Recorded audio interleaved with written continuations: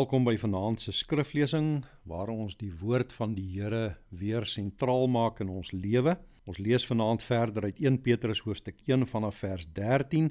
In die voorafgaande gedeeltes het ons gehoor dat ons deur die geloof deel het aan die saligheid in Jesus Christus, dat die profete dit geprofeteer het en dat dit ook vir ons spesifiek is.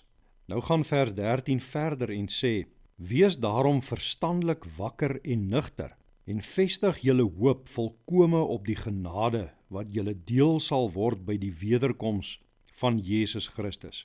As gehoorsame kinders moet julle nie julle lewe inrig volgens die begeertes wat julle vroeër gehad het toe julle God nie geken het nie. Nee, soos hy wat julle geroep het heilig is, moet julle ook in julle hele lewenswandel heilig wees. Daar staan immers geskrywe: Wees heilig, want ek is heilig. Kom ons bid dan nou saam.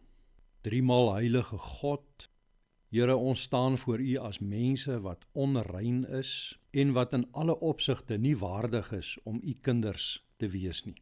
Dankie dat U ons deel gee aan die saligheid in Jesus Christus. Dankie, Here, dat U ons geroep het tot 'n lewende hoop. Ons bid dat U ons gedagtes wakker sal maak en ons harte nugter, sodat ons waaksaam sal wees en ons nie deur die begeertes van ons ou lewe gedryf en beheer sal word nie, maar dat ons alles sal doen in ons vermoë om in gehoorsaamheid voor U te leef. Leer ons, Here, om ons hoop volkome op U genade te stel en vorm ons deur U woord en deur U Gees om heilig te wees, soos wat U heilig is. In Jesus naam, Amen.